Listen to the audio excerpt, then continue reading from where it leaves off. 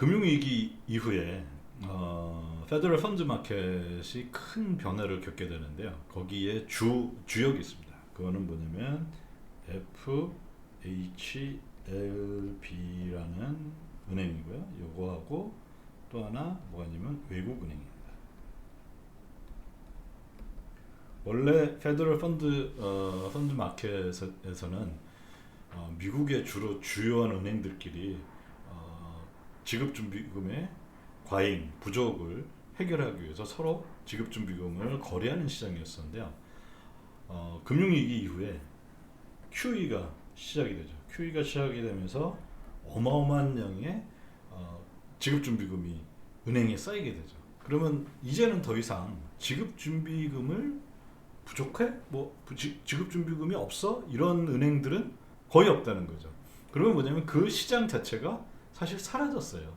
그런데 그 시장이 여전히 명목을 있고 지금도 이 FFR은 이 시장에서 거래되는 그 이자율의 어떤 가중평균 합으로 가중평균으로 구하는데요. 이 FHLB라는 은행은 뭐냐면은 미국에서 이제 그 전후에 이제 설립된 은행으로서요. 그 주택 모기지를 담당하는 은행이에요. 그래서 너네는 주택 모기지를 그 이제 일반 개인들이 그 대출을 받아서 사고 하면은 이거에 관련해서 너네는 요걸 딱 전담을 해라.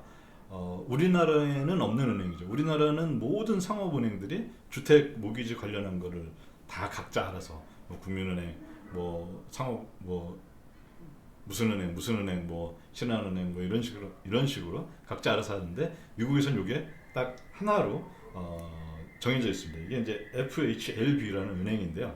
요 은행의 특징은 뭐냐면은 많은 사람들이 이제 그 집을 사잖아요. 그러면 집을 사면은 그 돈을 뭐 내야 될 거 아니에요. 그러면 이제 그거를 잠시 보관하고 뭐 그러는 은행인데 그러다 보니까 예금이 들어오니까 지급준비금은 쌓여요. 그런데 이게 미국의 이제 독특한 페드의 그 법에 의해서 이 은행은 지급준비금에 대해서 이자를 받지 못합니다. 지급준비금의 0%예요. 그러면 이 FHLB로서는 돈은 뭐 한 보통 한 2천억 불에서 1천억 불에서 2천억 불 정도 이렇게 항상 쌓여 있어요. 그런데 어, 이, 이 예금에 대해서, 이 지급준비금에 대해서는 금융위기 이후에도 이자를 받지 못하는 겁니다. 그러면 이 은행으로 봤을 때는 다른 상업은행, 뭐 JP 모건이라든지 웰스 파고라든지 또는 뭐 뱅크 오브 아메리카라든지 이런 데는 다 짭짤하게 수익을 내고 있는데 자기네들만 이거 수익을 못 내고 있거든요. 그러니까 참 좀 어떻게 보면은 좀 그렇죠. 그러니까 이런 은행이 하나가 있고 그 다음에 이 은행하고 또 정반대로 지급준비금은 0이에요. 지급준비금이 0이라는 건 뭐냐면은 어떤 일반 소매 금융 회사라든지 아니면은 그런 어떤 큰 뭐 기관들이 예금을 안 하는 은행들이 있습니다. 요런 은행들이 물론 조금은 있겠지만은 다른 은행에 비해서 어마어마하게 작은 거죠. 그러니까 이런 대표적인 은행들이 뭐냐면 외국계 지정 은행입니다. 예를 들어 우리나라 뭐랄까요 국민은행이 뉴욕에서 지점을 개설하면은 이 은행들이 주로 하는 업무는 미국 시민으로부터 자금을 받아서 그걸 갖고서 뭐 이렇게 대출을 일으키고 이런 업무는 아니잖아요. 그러니까 이런 은행들이 존재하는 거죠. 그런데 이 외국 은행의 이제 특징은 뭐냐면은 이 IOER인데 보통 IOR로도 요즘은 이제 표현합니다.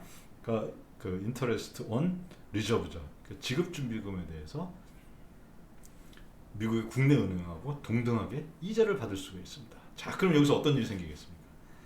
자, 지급준비금은 많아요. 그러면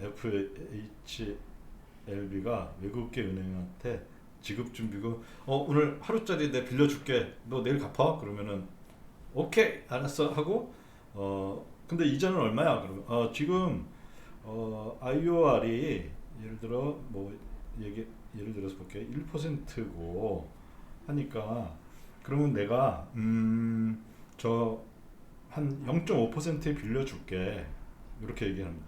그러면 외국계 은행은 오케이 하고 왜냐면 이거 완전한 완벽한 차익거래 찬스죠. 그러면 이 돈을 빌려왔으면은 돈이 자기 계좌에 쌓여 있는 순간 은행이니까 이게 지급준비금으로 계좌로 가거든요. 그럼 지급준비금 간다는 얘기가 뭡니까?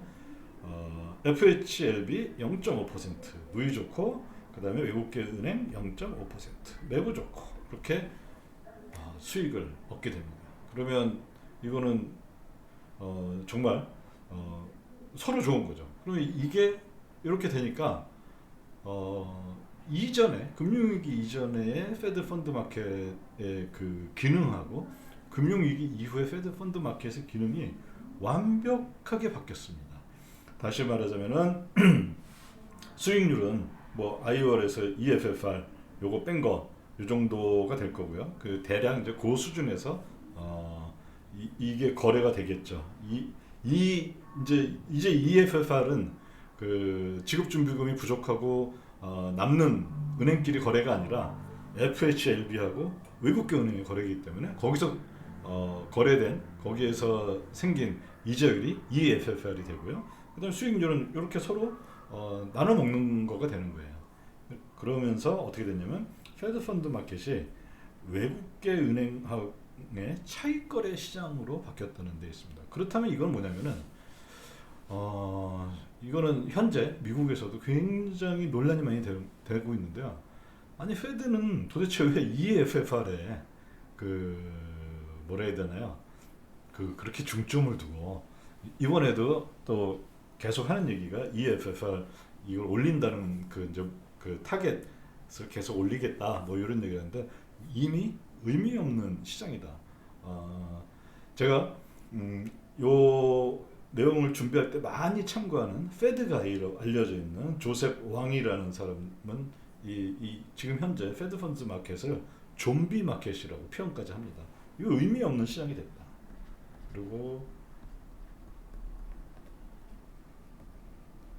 이거 뭐 살아있지만 이전하고 어떤 그 중요성을 봤을 때 거래량도 뭐 굉장히 많이 줄었고요.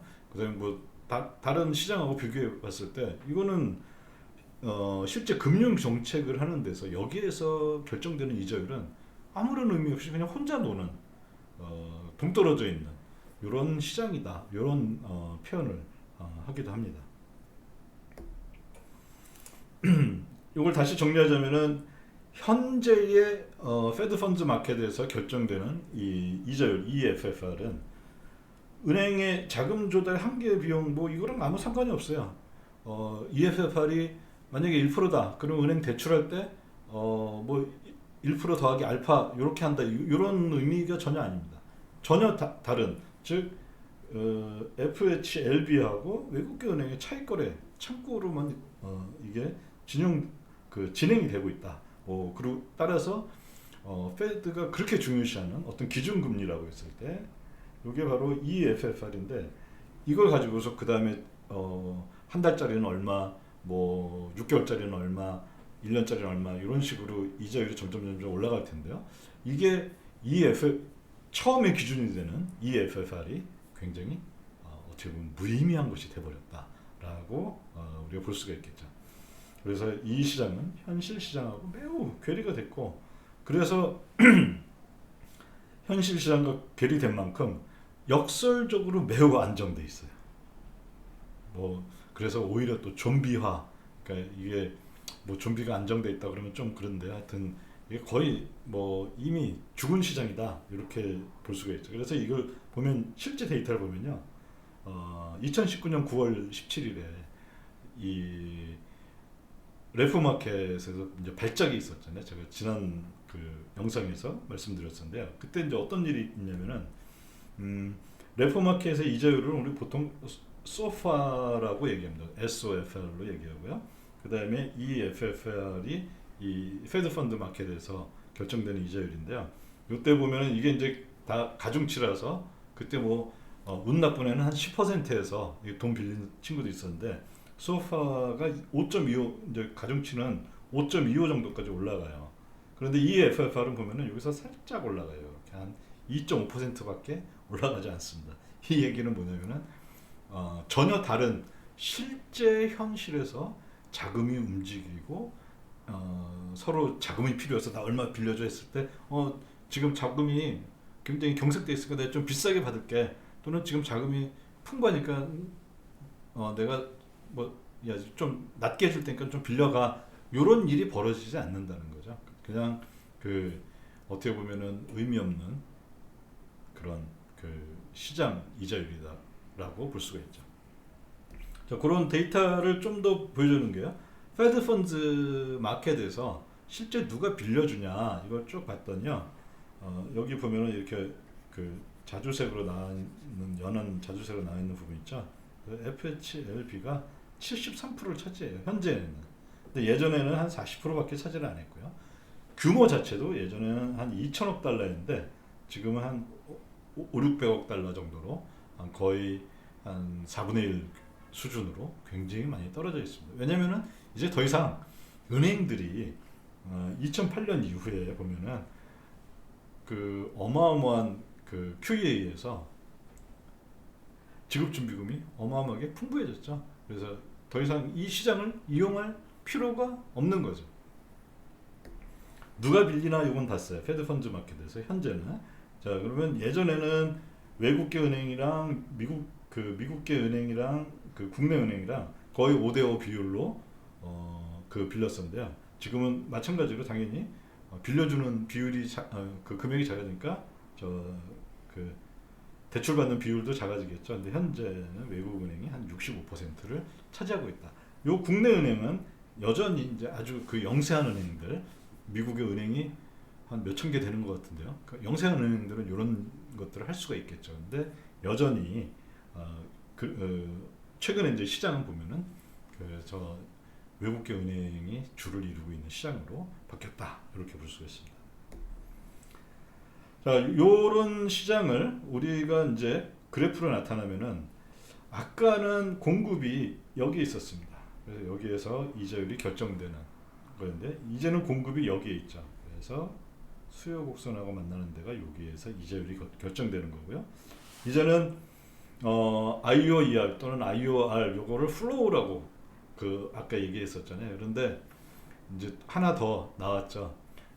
제 영상 중에서 이제 오버나잇 RRP에 다룬 적이 있었는데요. 혹시나 또 셀까봐 플로어를 하나 더 만들었어요. 그래서 요거를 뭐 서브 플로어 이렇게 얘기하는데, 어쨌든 요게 플로어를 하는데, 플로어라는 게 말 그대로 바닥이잖아요.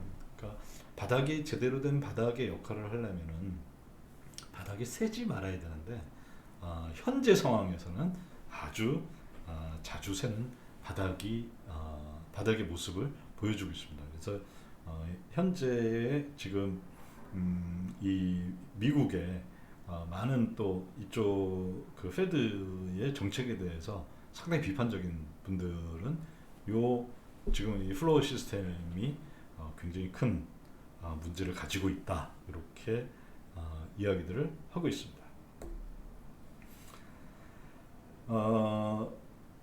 현재 페더럴 펀드 마켓에 있어서 중요한 거 두 가지는, 기본적인 IO 역할이 있습니다. 이게 플로어 역할을 하는 거고요. 그 다음에 또 이것도 못 믿어와서 오버나잇 RRP라고 했죠. 그래서 이거 서브 플로어, 이거 두 가지가 있으니까 더 이상 이자율이 이 밑으로는 시장 이주 가지 말아야 되는데, 여기서 이 시장 이자율은 페드가 생각한 건 EFFR이라는 거죠. 즉 이미 FHLB하고 그 외국계 은행의 차익거래 마당이 되어버린, 거기서 결정되는 그 EFFR이 요 밑으로는 가지 못하게 해야 되는데, 그것도 그렇게 쉽지가 않은 것 같아요. 그래서 그거에 대한 걸 보면은 그래서 페드는 이제 어떤 것들을 2008년 이후에 상당히 고심을 많이 합니다. 그래서 저는 여기서 이걸 페드의 편법이라고 하는데요. 페드가 뭐를 발표하냐면 테크니컬 어저스먼트, 뭐 기술적 뭐 조정 또는 기술적 미세 조정 해서 이렇게 얘기합니다. 이건 뭐냐면은, 예전에는 페드는 이 시장에서 이자를 결정할 때 타겟만 있었어요. 타겟 레이트만 있었습니다. 즉 목표 금리가 있었는데요. 이제는 이게 뭘로 바뀌었냐면 타겟 레인지로 바뀌었어요. 범위로 바뀌었습니다. 그 이 EFFR을 예전에는 타겟 레이트를 딱 정해놨다면 EFFR이 여기에서 이제 잘 움직여서 별 걱정이 없었는데 이제는 타겟 이걸 했더니 여기에 있기도 하고 여기에 있기도 하고 오랫동안 이런 일들이 지속이 되는 겁니다. 그러니까 패드의 그 여기에서 편법은 뭐냐? 그러면 내가 타겟 레인지로 상단 하단을 만들게 이렇게 한 겁니다. 그래서 보통 뭐 항상 그런 건 아닌데요. 대부분 상단은 IOER로 만들었습니다. 그리고 하단은 오버나잇 RRP를 만들었습니다. 요거를 저는 그렇게 표현합니다. 또는 많은 사람들은 이거 꼴대 옮기기다. 왜냐하면 예전에는 목표치가 있으면은 요걸 이제 뭐 활을 쏜다고 하면요. 요걸 맞추기 위해서 요 근처에 이렇게 오게끔 이런 식으로 했었는데 이제는 이걸 했는데 뭐 이게 너무 이렇게 틀려지는 거예요. 그러니까 아예 크게 목표치를 이렇게 위아래를 딱 두고 요 안에 들어오면 오케이 이런 식으로 만들어 놓은 게 현재의 패드의 상태입니다. 실제 그림으로 보면요. 여기서 녹색 부분 보이죠? 이렇게 녹색 부분이 IOER이고요. 동시에 그 패드 펀드 그 타겟 레이트의 그 상한입니다. 그 다음에 이 밑에 부분이 오버나잇 RRP고요. 그 다음에 또 패드 펀드의 하한입니다. 그 다음에 여기 파란 부분 보이는 거 있죠? 이렇게 된 거. 이게 바로 EFFR입니다. 그러면 이 그림으로 보면은 굉장히 좀 잘하는 것 같아 보여요. 그렇지만 어떻게 보면은 이게 뭐냐면 이 FFR이라는 어떤 시장 이자율이 아니죠. 요거는 뭐 시장이긴 하지만 시장을 대표하는 이자율이 아닌 거를 그런 거를 갖고서 이런 제가 볼 때는 조금 상당히 엉뚱한 일들을 하고 있는 게 아니냐 이렇게 판단되어집니다. 그러면 이것이 앞으로 당장 대략 한 3월부터 이 이자율 상승의 이제 그런 시기로 접어들 것 같은데요. 3월 경에 저게 완료가 테이퍼링이 끝나고 바로 3월에 이자율 상승할 거다 이렇게 예측하는 분들이 많은데요. 어쨌든 만약에 그렇게 되면은 이게 어떻게 될 거냐? 페드도 굉장히 바빠졌습니다. 그래서 바로 지난주에 1월 10일부터 1월 13일까지 리버티 스트리트 이코노믹스라는 여기에는 굉장히 좋은 내용들도 많이 나오는데요. 이번엔 페드도 굉장히 바빠졌나 봐요. 바이스 프레지던트니까 뉴욕의 뉴욕 연준 부의장이죠. 그 사람을 필두로 해서 무려 하루에 한 개씩 4개의 블로그를 발표합니다. 그럼 그 내용들은 뭐냐면은 대부분 그거예요. 앞으로 우리가 이제를 올릴 건데 올리는데 이거 예전처럼 2019년 그 9월에 있었던 것처럼 이런 또 실패가 있을 거냐 아닐 거냐 그거에 대한 사람들의 염려가 굉장히 많거든요. 페드 너네 또 지난번처럼 또 좌절하는 거 아니야? 이런 그 의심에 눈초리가 굉장히 많은데 이 블로그에서 했던 얘기들은 뭐냐면 결국에 우리가 여러 가지 정책 도구들을 갖고 있어. 그래서 이제 제일 처음에 첫 번째 블로그에서는 지금 환경이 바뀌었다. 제가 방금 전에 했던 얘기들입니다. 지급준비금이 매우 부족했었더라. 지급준비금이 아주 풍부한 이런 시기로 이렇게 바뀌었고 거기에서는 여러 가지 정책 도구들이 필요한데 오버나잇 RRP라는 것도 필요하고 그 다음에 페드 타겟이 예전에는 페드 타겟 레이트가 딱 하나로 정해져 있다면 이제는 우리가 어떤 범위를 가지고 할 거다. 그럼 이런 걸 다 잘할 수 있는 건 뭐냐? 우리가 SRF 이게 상설 레포 스탠딩 레포 퍼실리티 이건데 이것도 있으니까 이제 만반에 모든 걸 다 갖췄으니까 여기서 하는 얘기는 그거예요. 2019년 9월 사태 레포 시장 발작 이런 일은 없을 겁니다. 이렇게 얘기를 한 거예요. 근데 제가 봤을 때 여기에서 이제 더 중요한 거는 저는 뭐라고 생각하냐면은 과연 지금 이제 페드가 이자율을 올리는 금리를 인상하는 굉장히 중요한 것 중에 하나는 뭐냐면 고용은 굉장히 좋다고 지금 현재 판단하고 있는 것 같아요. 그런데 이제 그 인플레이션 물가가 오르니까 물가를 잡기 위해서는 이자율을 올려야 된다 이렇게 판단한 것 같은데 더 중요한 거는 이런 자질구레한 뭐라 해야 되나요? 뭐 이런 장치들 있죠. 오버나잇 RRP라든지 뭐 SRF라든지 이런 거가 우리가 만반의 준비가 돼 있다라기보다도 실제 더 중요한 건 인플레이션하고 고용에 대한 거에 대해서 페드의 입장. 왜냐면 이게 더 장기적이고 더 근본적인 것이기 때문이죠. 근데 이런 게 얘기가 됐어야 되는데 사실 그 얘기는 빠져 있습니다. 자신이 없었던 것 같아요. 왜냐면 페드가 인플레이션을 트랜지터리 즉 일시적이다라고 얘기했는데 그게 이제 철회를 했잖아요. 이거 굉장히 페드의 뭐라 해야 되나 체면이 깎이는 일이거든요. 그래서 이번 굉장히 이례적으로 4번에 걸쳐서 연속으로 매일 4회에 걸쳐서 페드의 이 정책 도구에 대한 선전을 했는데 제가 봤을 때 또는 많은 또 미국에서의 이쪽 페드 전문가들이 보는 견해들은 이 FFR을 타겟으로 한 정책에는 근본적인 결함이 존재한다. 왜냐? 이 FFR이 어떤 시장에서 유의미한 그런 이자율을 의미하지 유의미한 이자율이 아니기 때문이다. 이렇게 얘기를 하고 있습니다. 그러면 이건 어떻게 되냐? 충분히 많은 사람들이 판단할 때는 많은 사람이보다도 이쪽에 이제 전문가들이 봤을 때는 2019년 9월 17일에 위기가 재현될 가능성이 여전히 존재한다. 그럼 그때 위기 발생했을 때 어떻게 했나요? 이게 페드의 대차 대조표라면은 이렇게 쭉 QT를 했죠. 대차 대조표를 줄였죠.